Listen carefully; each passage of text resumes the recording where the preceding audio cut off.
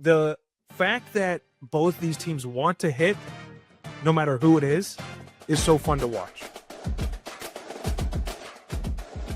It's hard to beat a team twice. That's how the old saying goes, right? But do the numbers bear that out? We've got the answer for you coming up. And what goes into the process of attempting to beat a team twice or beat the team that beat you last time? We're talking rematches on the SumerSports show today with Sam Bruckhouse. I'm Lindsay Rhodes. Hi, Sam. Hey, Lindsay, how are you doing? I'm really excited to talk about this. Yeah, we are. It's not just going to be us also.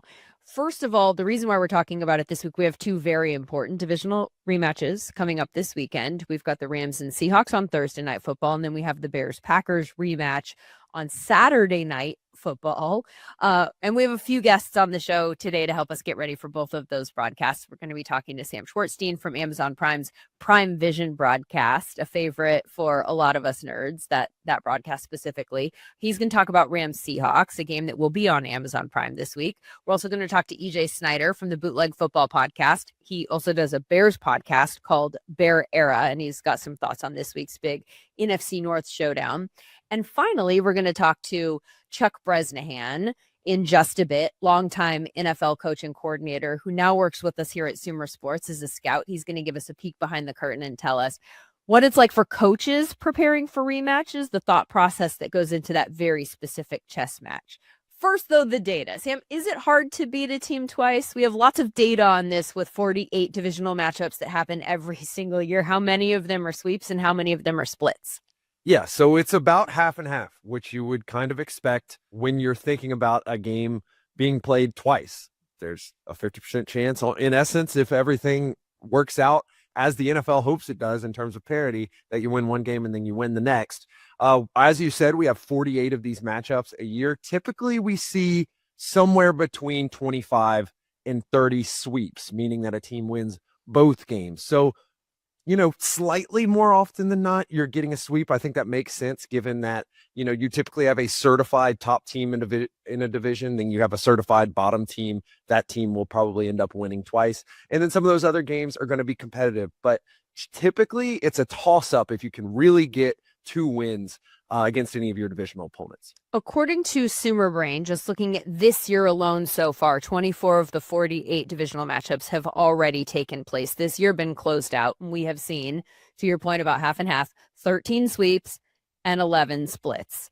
Two divisional matchups will be starting up this weekend. They haven't played each other at all, and that is the Eagles Commanders and the Bucks Panthers, who will each play each other again 2 weeks from now. So a quick turnaround, similar to the one that the Bears and Packers are facing.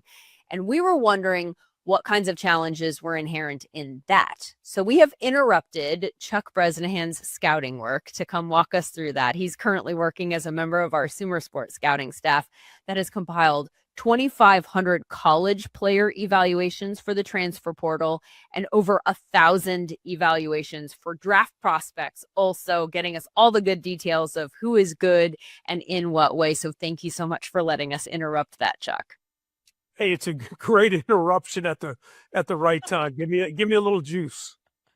19 years is how long you coached in the league. So you have done this whole rematch thing quite a bit. How does the rematch factor impact a coach's preparation? The fact that you're going to see this team again, or you have already seen them?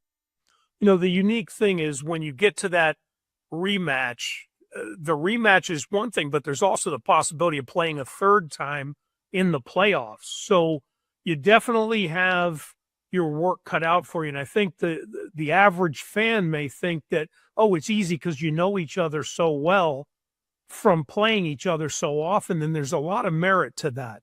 And you can get kind of blindsided a little bit and want to do too much because you want to do something different and you get away from what you do really well. So I think you have to be really careful about that. I think one of the most important things we always did, and, John Gruden was big on this. Bill Belichick, of course, always big on self-scout. But Mr. Davis was really a big proponent of making sure you knew yourself as well as your opponent when you went into the second game against a team or that possible third game. So I think knowing yourself and knowing your strengths and weaknesses and trying to build on the strengths and obviously hide your weaknesses is really important when you get into these games, because it's a toss up. It's a toss of the coin. And, you may have dominated a team in an earlier game, but again, weather conditions, home field, whatever it may be, these are all some of the things that just play into the great dynamics of this game at this point in time in the season. So there's so many of these variables, and I know that you had the scheme against some of the best offensive minds. Mike Shanahan was a division opponent. Marty Schottenheimer was a division opponent. How do you keep from hyper-focusing on exactly what they may want to do, given what you showed on film, versus leaning into that identity like you talked about? Well, I think the biggest thing for us was we always tried to pick out, like I told you, our strengths and our weaknesses and try to work with that from the get-go. But then what we tried to do was not overanalyze the opponent, but to take things like, if you're going to play Marty Schottenheimer back when there was shoddy ball and all that stuff, you knew you had to stop the power up on offense. And so you were going to have 2 or 3 things that you had that weren't necessarily gimmicks for the week. It was things you did well that you knew you could rely on to at least, stifle some of that if they had any success. So you would break it down. Then with Mike Shanahan, you had to be ready to play the entire field, because he was going to use the outside zone, inside zone combinations with the bootlegs and the play action passes, and they were going to make you defend the entire field and try to wear you down. So it was knowing your opponent, but then again, letting your guys know that here's 2 or 3 things we're going to sink our teeth into, and not throw a bunch of new stuff at them and say we've got to beat somebody with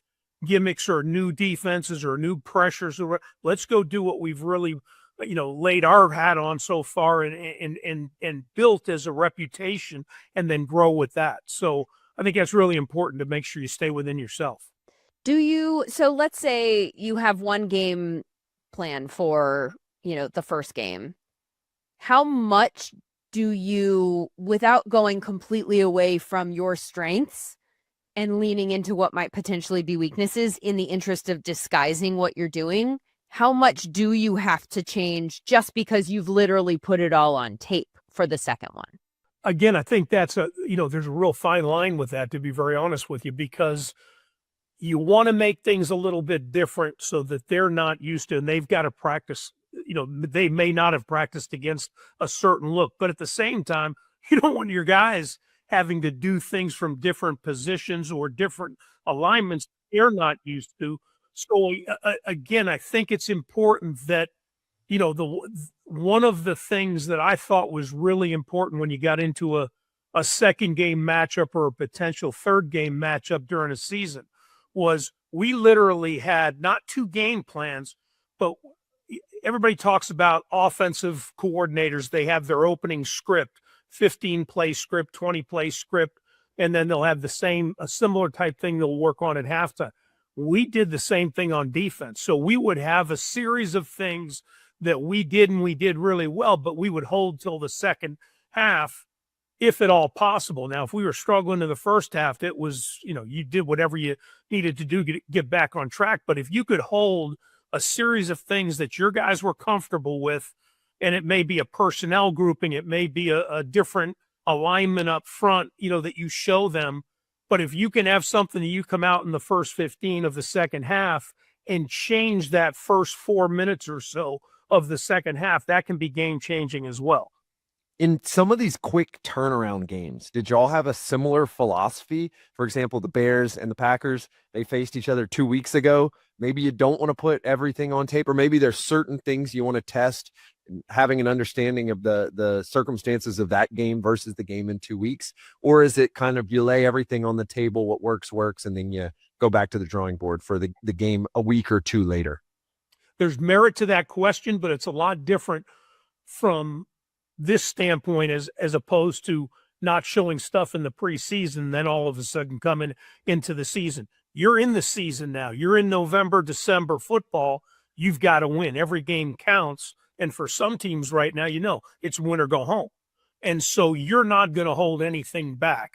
In the first game, if it was 2 weeks ago, you may have had a couple things that you had within your game plan that just like I said, holding for the second half, you may have said, let's hold it and see if we can get a win without using that in this first game and save it for the second game because it was something you knew that broke protection or defended a specific run blocking scheme or whatever. But again, at this point in time in the season, you throw everything you can possibly throw at him. And I think this is where, I love the saying, it's not about the X's and O's, it's about the Jimmies and the Joes. That's really important. But when you get to November and December football and adjustments that are made throughout the game, this is where you earn your reputation and your money as a coach in making the adjustments and letting your guys understand how quickly they've got to be able to adapt those on the field. So I think it all goes hand in hand at this point in time because you're playing for a spot in the ticket. So I just wanted to follow about that because I do think that that's an interesting distinction that you said there. Obviously, there are changes that are being made. It's more adjustments, you're saying, from what didn't work or we didn't do well defending, in your case, in the first matchup, as opposed to let's just throw it all up in the air and come down differently for the sake of being different. Yeah, and I think I forget who it was. I heard one of the analysts this weekend use the term Rolodex. They just start throwing things at them that they haven't seen. That's not really what I meant. I didn't mean you're just opening your playbook and calling anything and everything you can, but you're not holding anything back, especially when you're in that second game. First game, you kind of let it play out. Second game, you're doing whatever it takes to advance. I want to touch on something else you said, which was it's the Jimmies and the Joes. The Packers have lost perhaps one of the best Jimmies or Joes in the league, if not in NFL history, in Micah Parsons last week. That's probably going to change what they will do. As an experienced defensive mind, when you lose perhaps your best player, perhaps one of the best players in the league, and now you're facing a play caller of Ben Johnson's ilk, what are some of the ways that you have to quickly pivot, given that quick turnaround, to account for the Jimmies and the Joes that you have on the field when an injury does come up? And again, that's a perfect example. You have to now become creative, and you're not going to have a player that replaces Micah. That guy is special, and he was on fire at the time of his injury. But what you have to do now is sell the unit that you have ways to break protection, whether it be with a pass rush game or overloading a side with a four-man pressure, disguise. You have to get everybody to buy into it because it's going to be a collective effort to make up for that one guy. And it is the next man up principle. So whoever comes in and takes his place has to be able to hold his own, but he's not going to replace him. And you have to understand that. And you've got to be creative, and you got to come up with ways that you think can attack some of the thing that Ben and the Chicago offense does well. I can't wait for both of these matchups. They're going to be so fun. And they were already so closely contested the first time around. And now there's reason to expect differences in both of these matchups. I'm fascinated. Before we let you go, give us an example, an anecdote perhaps, of like a chess match that you found yourself in against one specific coach who really, we always talk about this when we get into the playoffs in particular, where like it's a chess match between this coach and this coach. Who was that guy for you? Well, the biggest one, and it was funny because you brought it up early, was, Mike Shanahan playing against him. It was always a chess match because personnel wise, you knew what Mike was going to do, but you had to have a plan of attack on defense to be able to stabilize and basically bend not break within the first quarter and then settle down. And we always save something different for the second quarter, but Mike was masterful at testing your support by motions, formation adjustments, things that always put you on edge, and then misdirection plays. And when you played him in Denver, he was going to get you running sideline to sideline because of the altitude difference. And you would have guys tapping out in the first series, and they'd come to the sideline. You looked at them, they looked like they had already played 4 quarters, and they had to get their breath back and then get back on the field. But that was always a chess match. And then the other one that was always very, very interesting because of their success that they were beginning to experience at the end of our success was the New England Patriots, whether it was Josh McDaniel or Bill O'Brien. It was always Charlie Weiss. It was always kind of a chess match on how you attack the protection, how you tried to affect Tom Brady at his early years and get those things going. So this is fun. I mean, this is when you really get excited as a coach. And I guarantee you the guys, Coach Hafley's going to have some sort of answer for losing, his stud. And he's going to come up with something to create a pressure atmosphere or simulated pressure to try to, get Chicago off balance just a little bit, whether it be the quarterback or Ben Johnson as a play caller. Chuck Bresnahan, thank you so much for your time. We'll let you get back to your evaluations now, and we will have more on those next week when we discuss the transfer portal with Mike Mayock, and I cannot wait to see and discuss all of the draft evaluations. It's right around the corner, my favorite time of year. What's your position group that you are scouting? Inside linebackers. What is your broad take on the inside linebackers this year in the draft? I think it's a really solid group. There's a lot of versatility.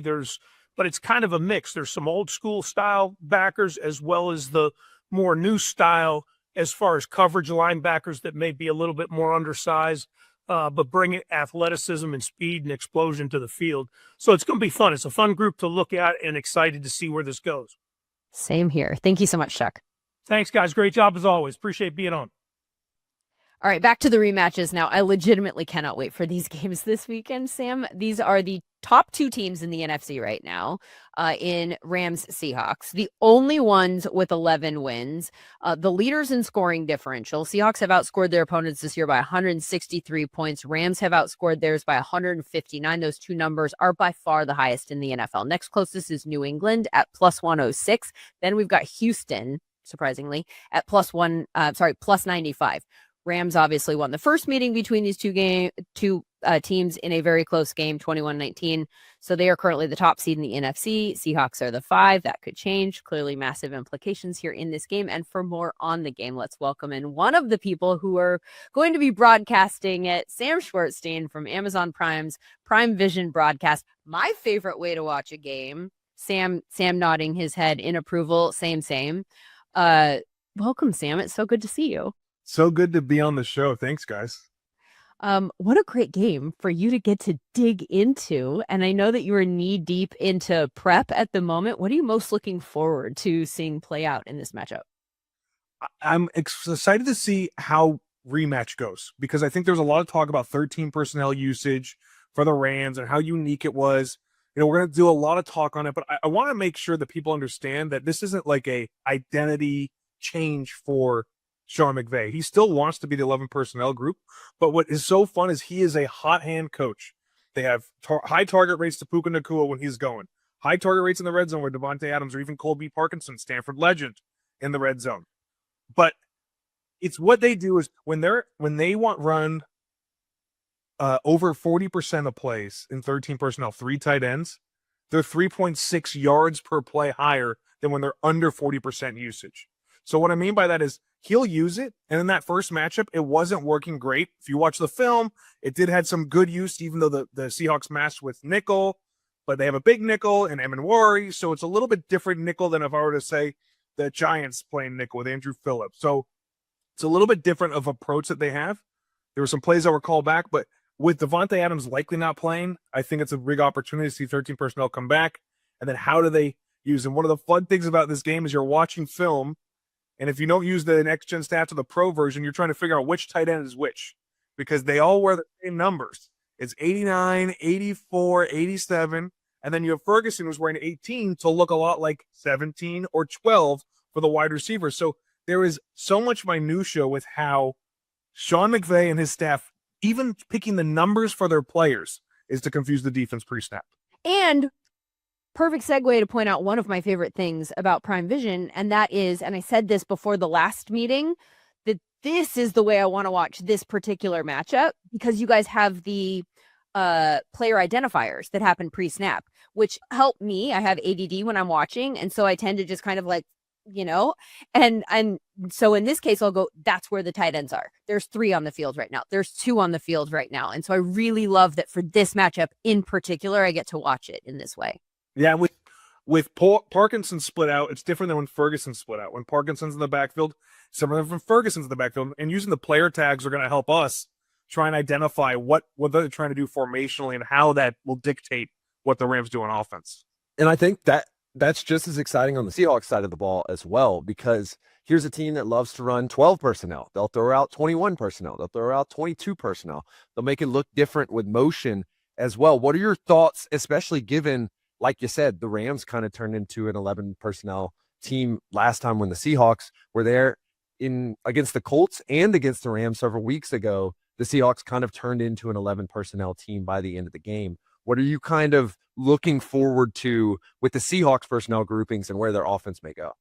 Well, I think for them, it's Rashid Shaheed now being more implanted into the offense could be a big difference maker. There were a lot of times he was open in the previous game that they didn't hit him, right? And I felt like the Rams kind of knew that going in, that he's running these sacrificial go routes or the for the love of the game routes. And I think that now that they're going to try and incorporate him, and I think Torrey Horton's a great player, or whoever they throw out as the third wide receiver, is going to be a huge value add for them. But I still expect them to do, we call it the play action tax. You know, they're going to run the ball and they're not going to be good at it, but they're going to make you have to step up and make you trust it, because Kenneth Walker, Zach Charmaine, they can break out the big long runs. A success rate run is not going to be where they're at, but I think there's some big opportunities, and then it's all about how do I get to that play action pass, which they're one of the best in the NFL.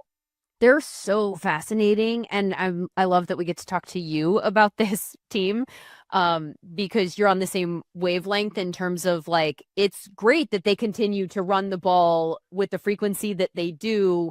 That doesn't mean that they're good at it, but it's still so valuable for their offense. Like, they've just been such a fascinating offense this year in a lot of ways, because I think people very casually look at the Seahawks and the rate at which they're running and they go, oh yeah, they've got a good running game, and then take it personally if you say otherwise. It's strategic. It doesn't, I mean, I hate to say it doesn't matter, but it kind of doesn't matter, right? Because it's setting up a bunch of other stuff that they're able to do successfully because you're scared that they might run it. Or not scared, that's not the right word, but you have to account for the fact that they might run it because they do it so frequently that that's a real threat.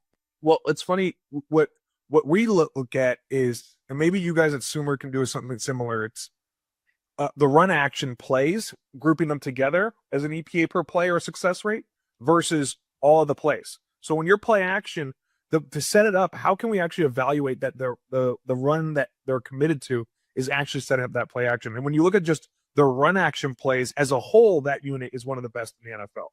So because they're tied together, you know, when you're running 96 zone, I don't know what they call it, but we called it 96 zone, and you're running 96 zone pass off of the top of it, we don't care what each plays individually got if we're running them back to back. We care about the aggregate yards that we got. And so when you group those together, you can see they're actually a great offense in terms of their run action game, not necessarily just their on the ground run game. I think it's been excellent how this has gone. And again, everyone should tune in to this game on Prime, should tune in to Prime Vision. The production starts at 7. Again, we'll be coming on at 8. Because this is, in terms of coaching, scheme, players on the field, athleticism, this is such a great game to capture. And I think giving the discussion about the run, the Rams didn't, and they typically don't respect the run in terms of the bodies on the field. Now, a lot of those guys are safeties, but by all indications, they're going to trot out dime, and that's what they're going to do against 12 personnel. It's what they're going to do against 21, 22. They may run another linebacker on. What do you think the implications of that for this game are going to be? So both sides of the ball, and I was talking to a friend this morning about it. That friend being my 2-month-old daughter. I didn't know myself, but we're talking this morning. Just practice talking to her. But the fact that both these teams want to hit, no matter who it is so fun to watch. You'll have safeties screaming in the box. When you see 13 personnel for the Rams offense, that strong side safety at the snap, the moment he sees the back turn for Stafford, he's sprinting into the box, creating a favorable box count. Looks too high pre-snap, at the moment they see something, and it can be either side. Okada, he's most likely playing strong when they align at the start, but they're going to try and bring that safety down. On the other side, it's the same thing. Just like you said, Stan, they're going to stay dime personnel. They don't care who it is, but they can do that because everyone's a thumper and everyone wants to play within the scheme and do it. And at the end of the day, their D-line, they'll run through you. Both D-lines are set up not to be flashy. Oh, they're not going to D-end you and they're practicing their stick move and their rip. No, it's we're going to run through you. We're going to run games up front, stunts. And I think what will be interesting for the Seahawks defense is how much they blitzed in that previous matchup. It could a lot of it been, hey, we're trying to match your aggressiveness in that 13 or running downhill, but they doubled their blitz rate from the regular season in that game to over 40%. So will they want to continue to bring that extra body, the extra rusher to try and get in Stafford's face? It just both teams are playing with such energy and with such and willingness. It's just a really fun thing to see that, hey, we have two guys that we all think of as elite play callers, head coaches, play callers, but probably what they've done the best is culture. And you don't really get to see that a lot. And now with both teams leveraging analytics more, it's kind of like these are our teams. These are our perfect teams. As people who watch the game similarly. I have a question that's related to analytics and their usage, these two teams, and it has to do with the fourth down. I feel like this has been one of the themes of the year, is we have seen it started to trickle down, like more buildings clearly are buying into this, going for it if you're close to your the goal line, as opposed to taking the points and kicking the three. And we saw that in the first meeting too. The Rams went for it on fourth 3 times. One directly led to a touchdown, one converted and led to a touchdown further on down the drive. And then the other one led to good field position that ultimately set up another touchdown. So all 3 actually ended up being beneficial for them. And mathematically, if they'd kicked field goals each of those times, they wouldn't have won this game because it was so close. So I'm curious about what you have observed about these two coaches and where they kind of are in that go for it on fourth versus not in like the more old school approach. Where do they fall? Well, we had the great thing that we do this right after I have a production meeting with my producer, Scott Carpin, because that was a big deal of what we were talking about. We were going through the data to the highest run rates on 3rd and 3+. So these are teams that want to get into 4th and short, and they're doing it. So on Prime Vision, you're going to hear us say at 3 yards and in, this is a go for it. So we're telling you ahead of time on 3rd down what yardage you need to get to on 4th down for this to be a go. That's how teams operate. Teams can operate down on 1st down. We're just showing it to you on 3rd down. So we're just trying to mimic the book. And that's clear what each of these teams are doing is they're letting game management people. Brian Ayers is the one for the Seahawks, and Nicole Blake is the head of analytics for the Rams. Both fantastic people that can help out how they're operating in game and their willingness to run in situations that might not be valuable. So the problem with the Rams is it's actually their weakness. They have the lowest yards to go on 3rd down, 5 yards, but they're pretty pedestrian at converting 3rd down. So it might be 6 yards. I got to get my numbers right, but it's still the lowest in the NFL. And then their willingness to run 3rd and 3+, they only have a 21% success rate. That's second worst in the NFL. So there are some issues on 3rd down that they need to figure out to be that super hyper elite. Fortunately for them, they're by far the best 1st and 2nd down team. The Seahawks are the second best 1st and 2nd down team. And so both teams have this identity of how they're going to use 4th downs to benefit them. The Rams, I think, what was great in that first series last week, 4th and 4, they go for it. 4th and 7, they go for it. I'm looking at the next gen model. No real strong decisions either way. So when you see toss up on our broadcast, we're saying there's not a 2% or more swing in either direction. And why we pick 2% is 60% of the time when there's a 2%, coaches, you follow that direction. And so it helps us know when an obscure 2% is showing, hey, this is actually a good time to go for it because you go for it in very similar 2% scenarios. Now, they are willing to go for it on coach's decision. Now, ultimately, conversion probability from down and distance is a big factor in why we're telling you to go for it in situations. But it really matters how confident are. If you're confident in Matthew Stafford to find Puka Nacua on 4th and 4 and 4th and 7, which I am too, go for it. It's different than, league average is saying your 4th and 4 is going to convert at 40% of the time or 32% of the time. No. What's Puka Nacua going to do today with Matthew Stafford? And another analytical topic that we'll finish off before you let you go. Very close to home for you is the kickoffs. These two teams are very unique in what's popping off for them for kickoffs. Seattle, one of the best teams in terms of opposing average starting position. We had the dirty balls from Cardi in the early part of the year. Now he's no longer the kicker in LA, but we're seeing a massive touchback rate for them as well. What are some of the unique elements of these two teams in particular with regards to the kickoffs? I think the touchback rate I'll start with first. The problem with the kickoffs is we've been losing time to practice. And so teams, if you don't want to practice it, if you're going to say we're going to give it to the 35-yard line because we don't think we'll practice well enough to save 5 yards on play, because I believe you practice it, you can stop a team at the 30. I think that's extremely valuable. There's fewer plays in the game because the time's down.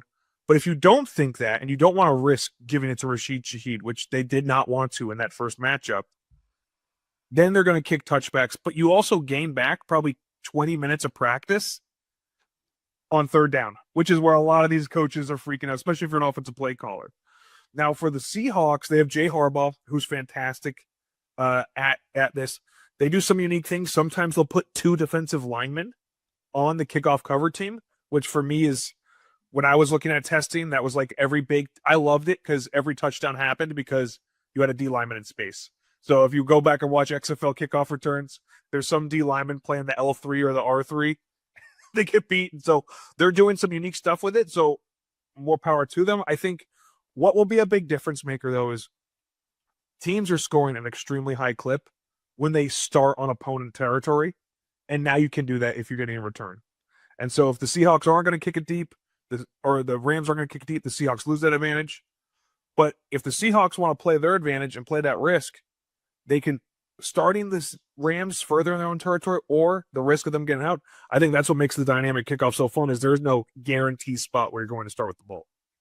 Real quick follow on that, zooming out league-wide, because obviously, and Sam alluded to, you are particularly invested in this kickoff. I think we should probably, the people who are listening who might not know, Sam is the guy who essentially came up with this entire concept.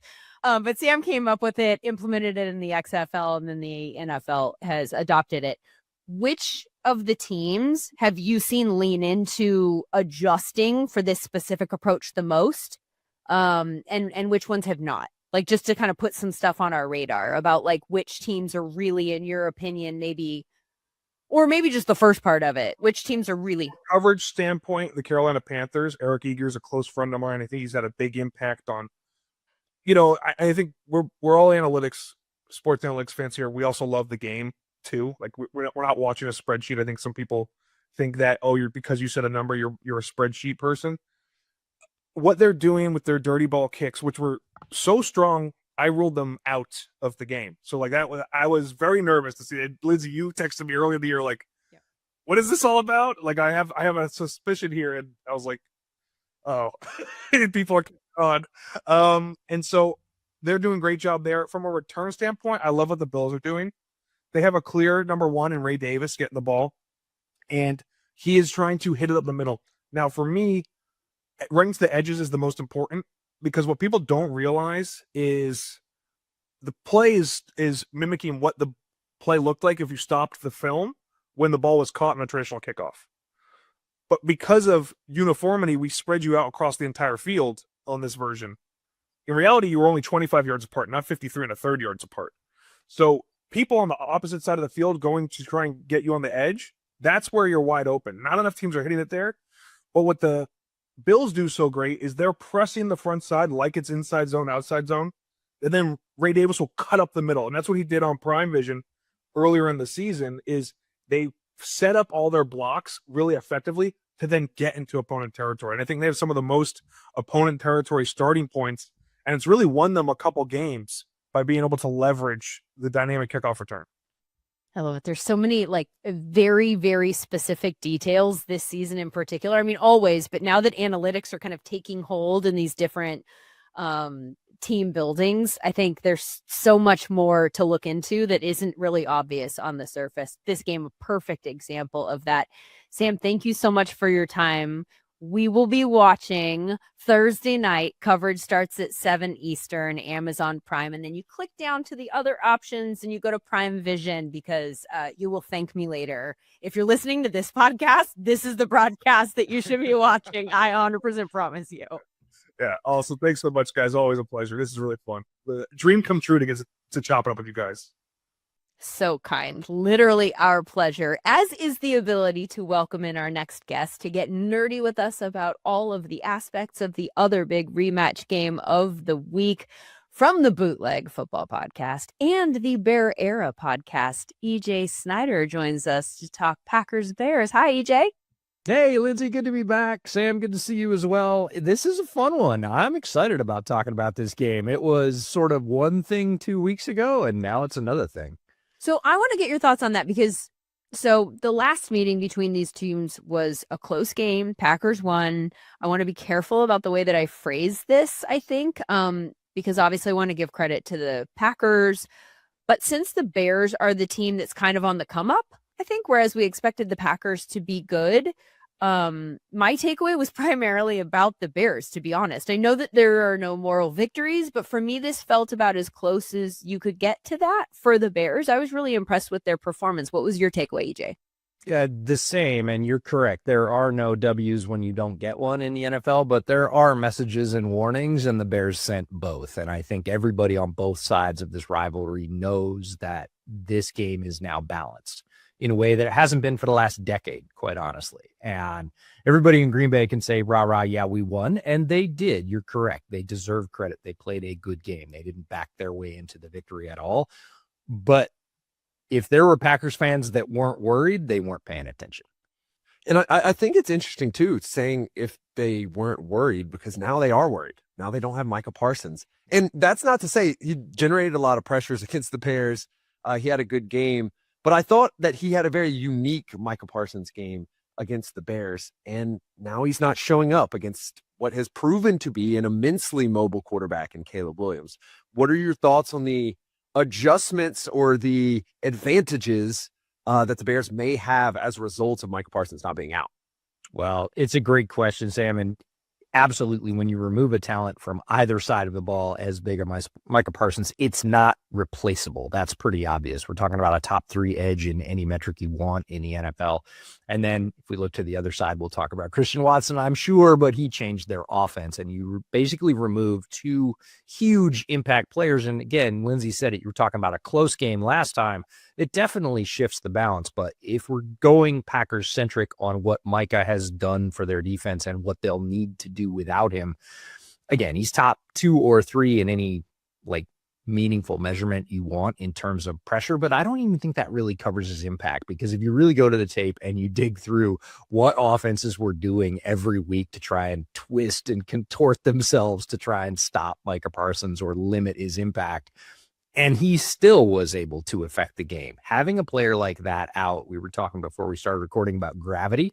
Micah Parsons' gravity for the Packers defense is immense, and it's no longer there. So when you were talking about a very even contest before, they are going to have to make adjustments. I actually think they're probably going to do it with Quay Walker. Quay Walker is their best pass rushing inside linebacker. I know you're a huge Edgerrin Cooper fan, Sam, and he allows them to have that extra half second in coverage, but Quay is the guy they're going to send from the middle of the alignment. They've been doing that a lot with Micah this year. They're going to move him around. They're going to give him matchups, again, sometimes to set up the stunt, sometimes to pay off the stunt, but that is really what Hafley's going to do, is take Quay Walker and make him his movable piece. Is Quay Walker Micah Parsons? He's not, but he is effective in that role. And that's the way they're going to have to try and make hay, because again, the whole reason the Packers went out and got Micah Parsons is because they weren't generating pressure with their current lineup. Yeah, and I want to ask about, in particular, the matchup that you were talking about, because the film showed to me, and it popped up in the stats as well, that it seemed like the Packers were trying to attack Jonah Jackson. Do you think that's what is going to happen again? Now, that's definitely probably the weak link on their line. He's been very good this year, but it seemed like Micah was trying to get in advantageous positions on Jonah Jackson to create interior pressure to thus flush Caleb out. That seems like something that you think Quay Walker is going to do. Do you think because it's not Micah Parsons, it becomes a little bit more of a spread attack, or do you think it's still going to be an interior pressure game on Saturday. I think they'll try the interior pressure game. For me, it's a tale of two cities on Jonah Jackson. For the first 6 weeks of the year, he was not good. He was not winning, and a lot of fans, including myself, had questions about his viability, as you said it, the weak link on this line. The past 6 weeks, he's been kicking some serious ass. Jonah Jackson has gotten himself into gear, and if you watch his play, especially in the run game over the last 3 weeks or so, he's mauling dudes again. He is absolutely annihilating defenders. And I think that's what the Bears are going to lean on more so than the pass. Everybody's really concerned about Caleb's ability to read Hafley's coverages and adjust and get the ball out quickly, play in structure, all that stuff. I think Ben Johnson's going to run through the Packers' face until they stop it. And I think Jonah Jackson is a huge part of that. And again, if you're watching the early season tape as a defensive coordinator, you go, this is the guy we want. Like, this is the matchup we want to get one-on-one with this guy. If you watch the last 5 or 6 weeks of tape, you go, I don't really know who we're going after. If it's pass rush, we're probably going after Trapillo because he's a rookie. But in the run game, he's been beating guys up as well. And again, he gets his fair share of just one-on-ones because everybody else, I mean, Joe Thuney's been locked down the entire year. One of the quietest, best performances in the NFL this year. Makes no noise about it, as is typical of Joe Thuney, but he has been crushing folks. Dahlman, again, started slow for only maybe 2 or 3 weeks. Then he got really good. Jonah Jackson was the next domino to fall. And again, Darnell Wright is just over on the right tackle side going, guys, this is great. I don't have to worry about y'all's jobs. I could just do mine, and I'm really good at that. So the Bears line from week 1 to now is a huge transformation. And there's not a lot of weak spots if you want to attack them anymore. Yeah, and EJ, you nailed it. And I love when the I meets the AI, Lindsey. I've said it time and time again.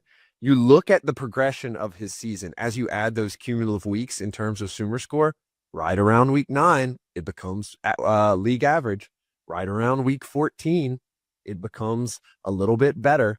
And now he's sitting at a quality start SumerScore for the season. So the I meets the AI. I'm really glad that you mentioned that, EJ. And Joe Thuney is our highest scoring guard in score. He might be doing it quietly, but certainly not on our end. It's like red lights flashing every time he plays. Drew Dahlman is number 2 in SumerScore at center. Darnell Wright is in the top 10 at offensive tackle on the right side.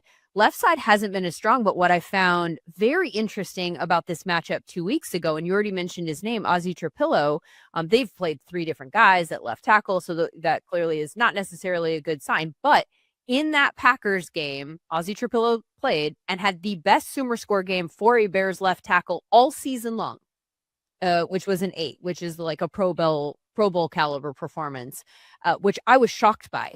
Like thinking, okay, the weakness here is left tackle. And then he's facing Micah Parsons and all this, like, oh, and then there you go. That's the best game that we're going to put up all year long. So I think that's fascinating going into this matchup, just taking that snapshot of the line. But also you mentioned the run game and how you think that they're going to run into their face, or however you worded it, which was more poetic. The Bears run game has been so interesting to me, and I think it's related to the line as they always are. But this was, I thought, a weakness of the Bears offense last year. I mean, I came into the season looking at Kyle Monangai as a guy who was drafted very late that might actually, for fantasy purposes, drafted him a ton, because I was like, the run game just wasn't good. They might be looking to add somebody there, and that might be why they drafted him. The Bears run game on early downs, number 1 in the NFL in rush yards, number 2 in EPA per rush. Like, it's fascinating that you think that this team, that what they looked like last year, that they've turned into a team that is literally top of the NFL when you say, okay, it's the early downs. You could do anything. If you run, you're going to be the best. Ben Johnson, y'all. Like, this is Ben Johnson's impact. If you think that he wasn't the guy for any reason, stop thinking it. Like, he is clearly the guy. And if anything, he just kind of had to slow it down until the offense caught up. Like, he was planning all this. And again, the execution on the offensive line early wasn't there. The execution from the running backs was certainly not there. The weird disparity early in the season with the Bears run game is that yards before contact was top 10. Yards after contact was bottom 5. Like the running backs were not paying off the space. Everybody kept saying, oh, the line can't block. No, the line is blocking it up to literally a top 10, 12 level, even in the early going with all their inconsistencies. But largely Swift between the tackles could not pay it off. And that has been a historical weakness of his game. Interestingly enough, and this is coming from a guy that has been notably critical of DeAndre Swift. I think that's a fair way to say it, because he is very good in space. He is very good in the pass game, and he's great outside, but he's terrible inside. His vision has been historically awful, which Phillies fans will tell you, yeah, that's why we got rid of him. In the past, We also saw that on Hard Knocks. Yeah. Right? Like that was the problem with him even back then. 100%. Like this is not a new thing. It was on his scouting report coming out.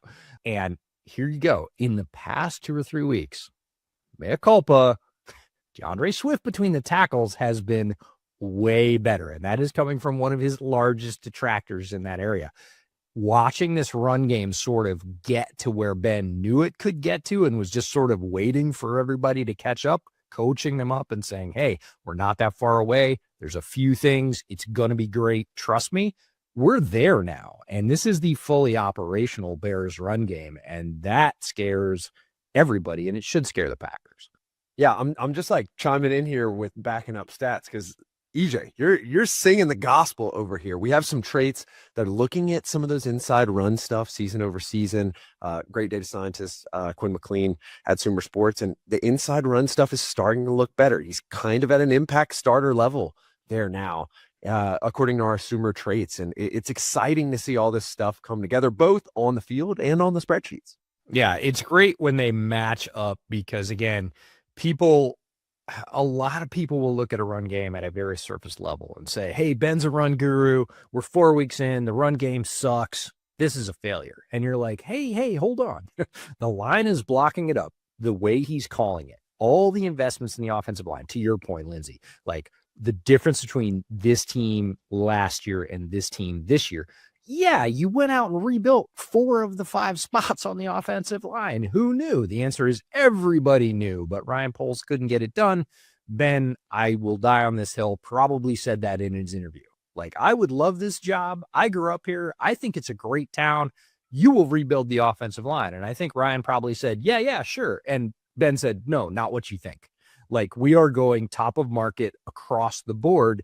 That's what I'm used to. I built a very good, young, powerful line in Detroit. That's what my offense runs on. Know that, know me. And Ryan went, oh, or Kevin Warren went, oh, okay, whatever you want. Yeah, sure. We'll go get the top center. Everybody knew Dahlman was going to Chicago before the combine. Like, you were all at the combine. I was there with you. Like, everybody was like, yeah, Drew Dahlman's going to Chicago. Like, everybody knew that this was occurring. It all drops into place. And sure enough, the run game is transformed, completely different than it was last year. What about the passing game? No Rome Odunze potentially? Like, we're, injured and we don't know if he's going to be on the field. He is the target share leader on the season for the team at 22%. So regardless of what he's done with those opportunities, they have continued to give him opportunities, at least to a high degree. So if he is not there and you lift him off the field, what does that look like? That looks like Ben Johnson taking a victory lap for this year's draft, quite frankly. Colston Loveland at 10 overall. And again, Colson started injured. He had limited impact early in the season, but you could see very early, even in those limited targets, that Ben trusted him in a way. Like big downs at the end of games. We got to get this to get off the field. He would throw it to Colson Loveland, a rookie, a tight end, a position that typically takes longer to develop than others in the NFL. And Ben was resolute. He's like, nope, Colson's my guy. And there wasn't a lot of that. So there wasn't a lot of volume. So people looked away from it. But now that Colson's been healthy, he's in there. He's developing that rapport. Like Colson, you could honestly say is the leading target in this passing game offense, especially when Rome's not on the field. I know target share says otherwise, but again, that leans into the early season data as well. And then you look at guys like DJ Moore, who has been an absolute milk carton player for the Bears this year. It's been one of the strangest storylines in the NFL.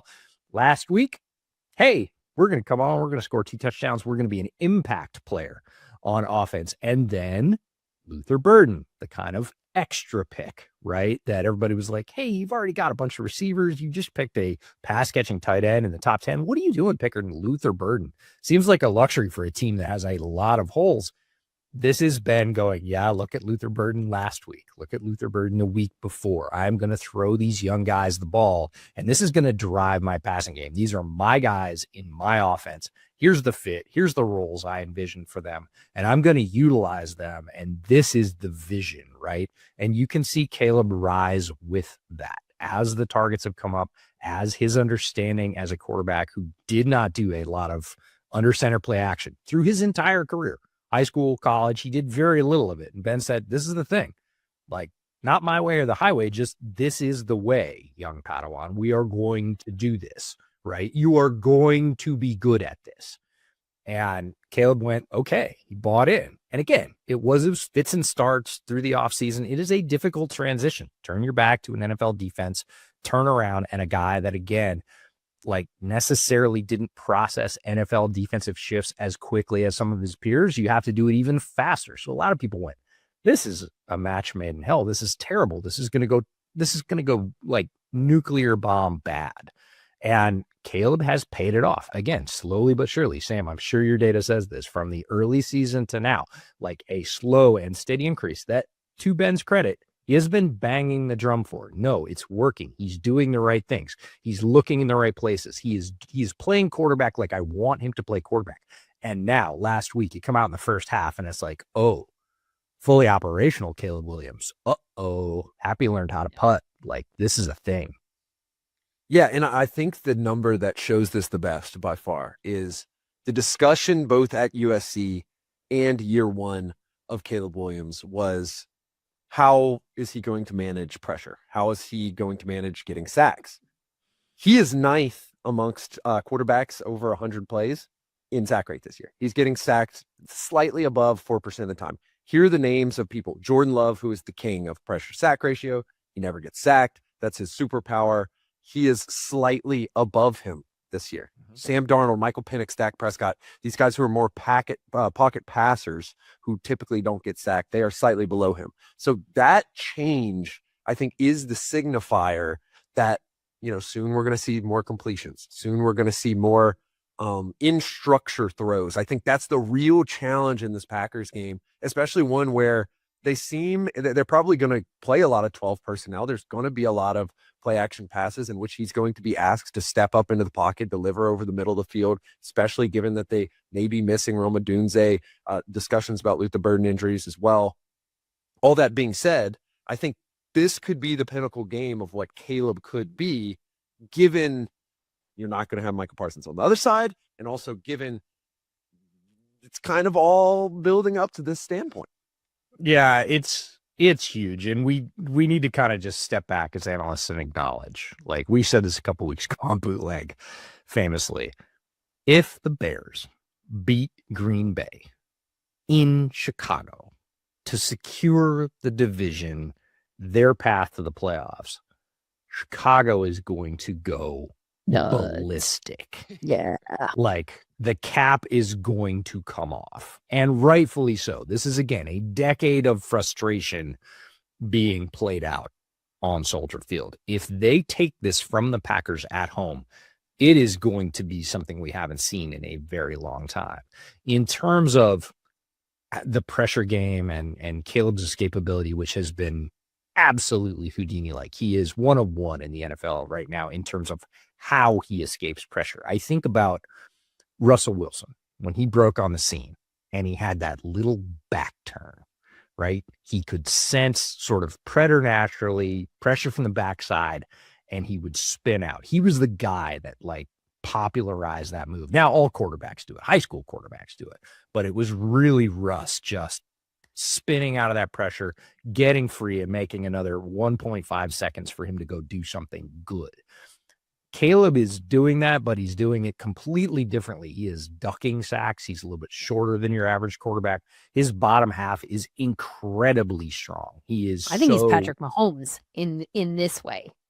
Like that's where my brain goes watching. Here's the funny thing about that, Lindsay. I fully agree with you on the escapability piece, but this is the piece he gets zero credit for, which is, again, we're talking about data. he is justifiably the fastest quarterback in the NFL, and it's not even close. 94th percentile. So He- amongst our sample going back to 2021, or really going back to the NGS era, so 2016, we have readings on him from 2021. And at USC, he was like a 4.6 guy. We have readings on him that would predict that if he were to run a 40 as a result of this season, what he's put on tape, he's a 4.54 guy, one of the fastest quarterbacks in the league this year. Right. And if you just do it demonstrably off GPS, puck data in the pads, right? He has 4 runs over 20 miles an hour this season. All the other quarterbacks in the league have 4 runs. That's everybody. That's a Hurt Lamar. That's anybody you think is fast as a quarterback. Caleb has more runs than all of them combined at that speed. He is demonstrably the fastest guy on the field at quarterback, and he gets 0 credit for that. He gets a ton of credit for the escapability. Again, that extends drives. It's not just highlight material for NFL films. Like, it is meaningful for this offense in the way that he does it. But I'll go back to what Micah said after the first game, right? They interviewed Micah on field as one of the victors after the game, right? And he was kind of low-key pissed. He was like, I had that guy. Yeah. Like, I had that guy a bunch of times and I never got him. Like, that should was have been harder than I wanted it to be. that should have been a 3-sack game for Micah Parsons, if we're being honest. He should have come out of that game with 3 sacks. And against most other quarterbacks in the NFL, save a select few, 4 or 5, he had 3 sacks coming out of that game. He was angry about it. He was like, that guy's tough to catch. And now he's not there on top of that. That is a significant advantage for Chicago in this matchup. I want to take a moment there and just zoom out. That is why when Sam and I talk about looking at pressures as opposed to looking at sacks, that's literally why. That example is why.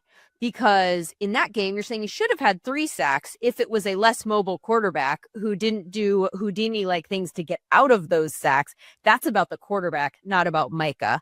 Yeah. So the pressure is the process and the sack is the result. And now, thank you for coming to my TED Talk. Want to split this a little bit because we've been talking a lot about the Bears.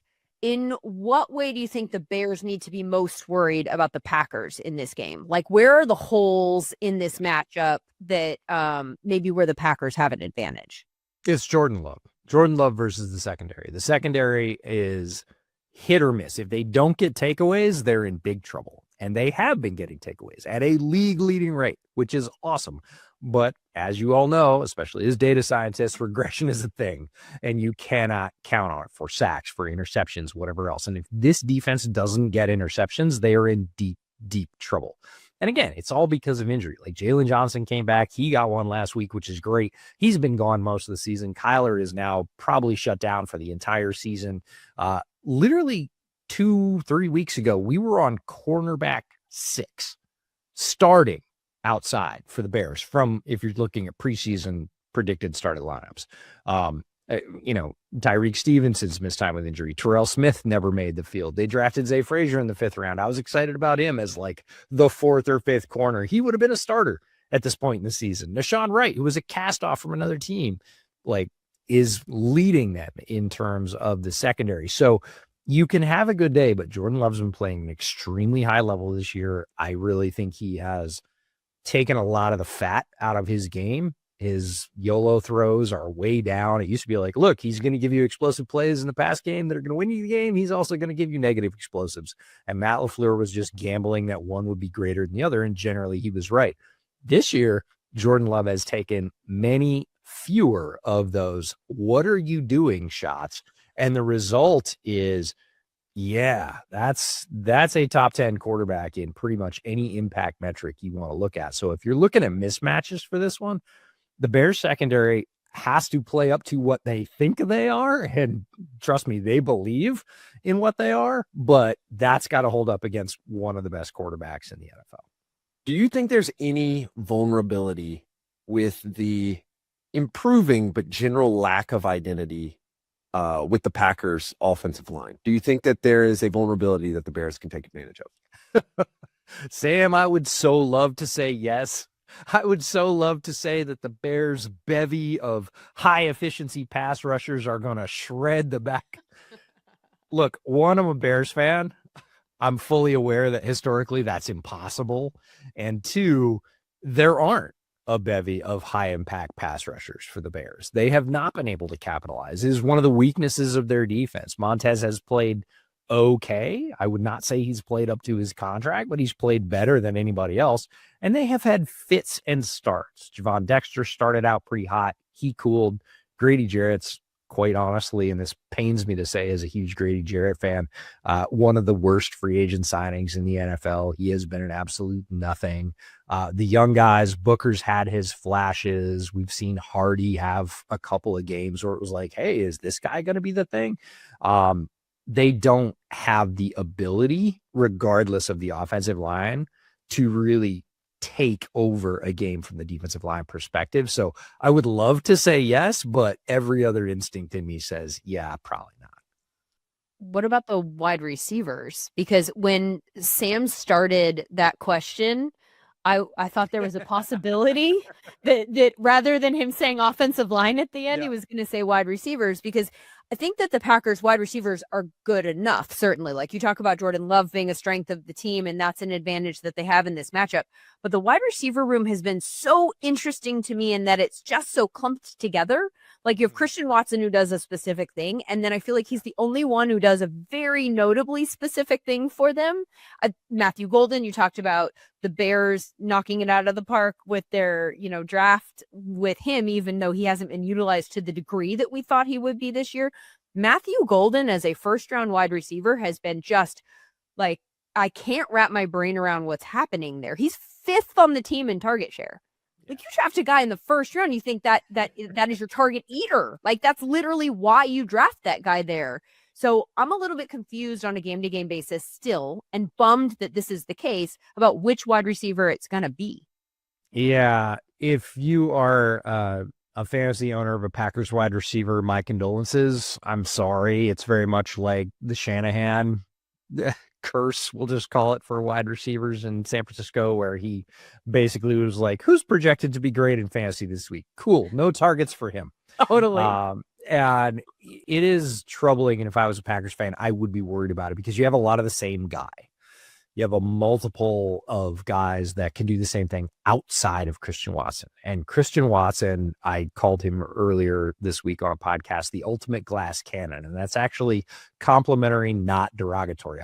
I'm concentrating on the cannon part, but the glass has been the problem. When he is not there, the Packers are a completely different animal on offense. Like there's no question about it. He brings so much in so few opportunities to that offense that it really is kind of like offensive team MVP stuff. If Watson's there, no problem. They're very hard to handle. If Watson's not there, they're a lot easier to handle in the passing game because you can sit on stuff. Who's going to burn you deep?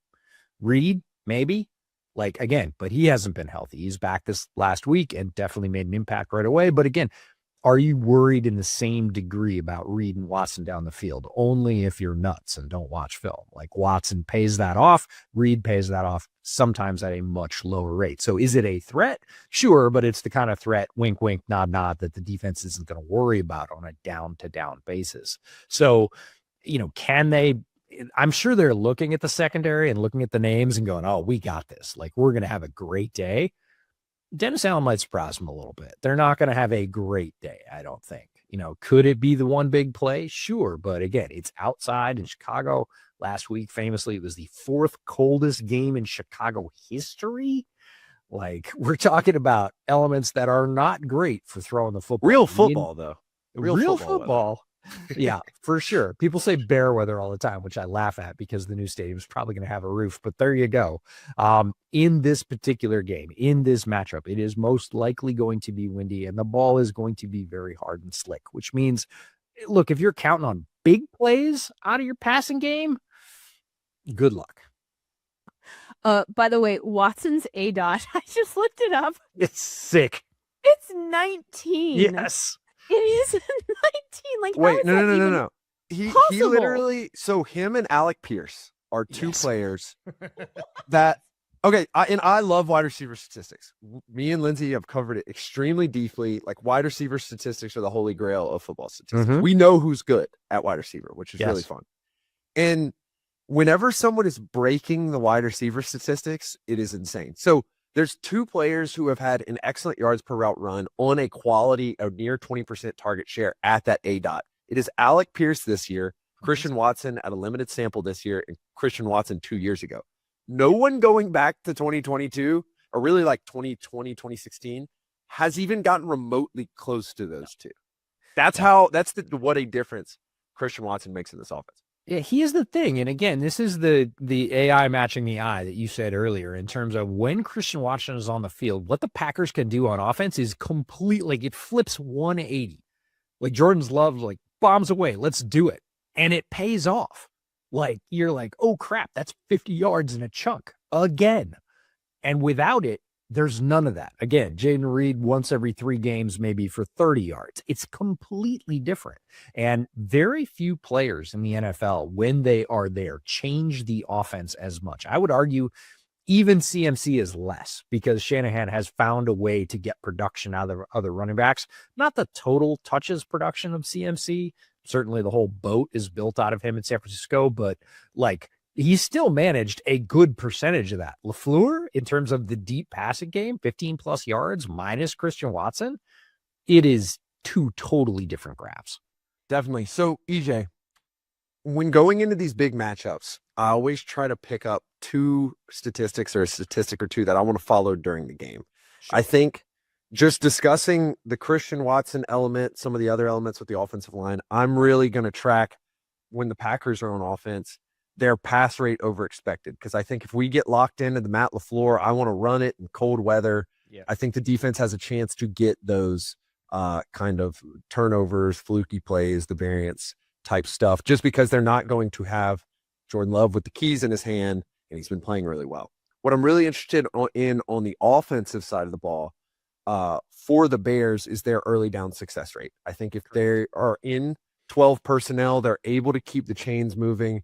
They're not going to get to those positions where, you know, now we don't have to fight with a blitz that is cooked up for Edgerrin Cooper and Quay Walker. And I think that's going to have to be the way that they get pressure. The Packers without Micah Parsons is going to be laid down. Is there any statistic that you are going to look at during the game to get a sense of, you know, the score may be tight, but this isn't looking too good for the third or fourth quarter? For me, it's the eye test more than a particular statistic of how the Bears offensive line is moving the Packers defensive line on the run. Like, that's it. If, again, in these conditions with everything on the line, that is the quote unquote, and I do put it in air quotes, the easiest play to run, right? Let's run a between the tackles run, right? And if you're grinding out 4.1, 4.5 yards a carry and just blowing the Packers off the ball early in the game and setting up those very dangerous downs for Ben. Like, Ben loves his trick play like I love oxygen. And if he is in 2nd and 3 all day, he's not going to be able to keep his finger off the trigger, right? And that's when you get into a 50-yard chunk play because you just gave up 4, 6, 7, 3, 1, and 11 on consecutive rushes. And you're like, well, guys, all right, strap it up. Here they come. And it's play action. And you go over the top to Loveland versus a linebacker. Like, I like that a lot. Like, that matchup favors the Bears. So I'm going to watch that. Early game and early down success rate for the Bears offensive line, which is playing very, very well against Packers defensive line that is down one of the best players in the NFL. I know a lot of people were on Micah for his run effort in Dallas. That tape didn't back that up. He was a very effective run defender. Again, unorthodox. He chases a lot of it down from the backside, but again, very effective. He's not there. They're going to be patching holes. And if they can't just stand up and stand too, it's going to be a long day for them, regardless of the scoreboard. Well, it's going to be a long night because this is a primetime game on Saturday. Indeed. Or, I mean, I'm not predicting that it is going to be a long night. I'm just saying the night part was the point that I wanted to make. Just want to clear that up. This will be fun to watch these 2 games. We talked about the Rams Seahawks game on this podcast, also kind of in their own windows. I'm so grateful that these 2 games get to be nationally broadcast, no competition. I can focus all of my attention on both of them. EJ Snyder, it's always so much fun talking football with you. Thank you so much for making time for us. Hey, thank you for making time for me. I deeply appreciate it. All right, so Sam, 2 massive games. I feel very ready for those 2. and then once that Bears Packers is put to bed on Saturday night, then I'll shift my focus to the rest of the weekend. But like I said, I love the fact that we get a chance to watch these 2 in their own glory. This is going to be a really fun one. Right. In particular, these 2 games are set up for the SumerSports show. It's all kinds of stuff we've been talking about all year. It's players we've covered for multiple years, going college to pro. And then I think at the end of the day, you get the mid-season where you think you know what the teams are. You can't really figure out. Obviously, they start changing, but we know who these 4 teams are now. They have put together quite a good resume for all 4 of them. This feels like a true playoff atmosphere, and now it's just time to sit back and enjoy. Very, very much so a true playoff atmosphere. I mean, all 4 of these teams that we've talked about here today have at least 9 wins. This is the 1 seed. These are the 1 seed games. Like, that's what we will be watching. I mean, pretty much, right? Like, as of right now, you've got the Rams in Chicago 1 and 2, and then you've got, just by nature of the fact that they have to be below 4 because they're not the division leaders, you have Seattle at 5 and Green Bay at 7. God, San Francisco hanging in there too. This NFC race, NFC West race, rather. I mean, good. The entire thing is like the top 7 teams in the NFC. You've got 3 from the West and 2 from the North. These 2 divisions feel like they're really pulling the whole thing along. Definitely. And we haven't even talked about the Lions yet. And I know, the of course, Lions, sitting outside right now. Right. And they've looked good. They've taken every team's best punch, and it hasn't ended up going their way in a lot of the cases, but like they seem as if that's a top 4 team or 5 team in the league as well. So it's just a fascinating how this year has turned out. I think there's a lot of elements of the schedule in particular that led to a lot of teams that have built up their stories over the year kind of continuing that story. You get kind of the drop off of the Chiefs a little bit. The Ravens have struggled with injury, but I mean, the Ravens are still in the hunt for an AFC playoff spot. The Bills are looking great. They just got a big victory. And so you go over to the NFC and it's just a bunch of good teams. I think what's going to come down to is quarterback play. And I think right now, the 2 best quarterbacks in the NFC are Matthew Stafford and Jordan Love. And so I think that's why I'm still sticking really close to them. But man, if Caleb starts getting it together, as EJ kind of put the data to, and if Sam Darnold can really activate in a time where we haven't seen him activate in the past, and if that becomes the passing team at volume that they need to be in the playoffs, they certainly can challenge as well. You put Jordan Love over Dak? Great point. Okay, so just two of the best. I'll put them in the same tier. Yeah, it's a conversation. Yeah, for sure. I had the benefit of being able to quickly scan every NFC team after you said that to see if anybody was left out. What I think is funny about Jordan Love and the way that we're talking about him on this show too is that, like, I'll go on radio shows as a guest, and I don't necessarily get the sense that people in general look at Jordan Love in the same way that we do. I'm not sure. Maybe you feel totally differently, but I don't get the sense that people evaluate him the same way. I think that there are more concerns from people who just, casually watch the games and take it in, and that's what it is, and they don't look at any of the numbers, and none of that is. I remember a few weeks ago, actually, I was looking up some Jordan Love stuff, and I ran into a conversation on Twitter where you see all the mentions that follow afterward, and people were like, stop talking to me about EPA. See, this is the problem, because he's really propped up. Like, every advanced stat says he's good, but then there are moments in games that really flip it for people. It's like the 4th down for Dan Campbell where they lose their mind because he went for it and didn't get it once or something like that. I feel like people feel that same type of way about Jordan Love and are not 100% sure that he is good yet. Well, I think the bad highlights of Jordan Love overcome what is said. And I think if you get into the playoffs, obviously you don't want a player that can absolutely kill your win probability as a result. The problem is, how many years do you have to put together of being a top 5 EPA per play player on a winning team that doesn't really have an offensive line that data backs as a really good one, and doesn't really have wide receivers that data backs as a good one.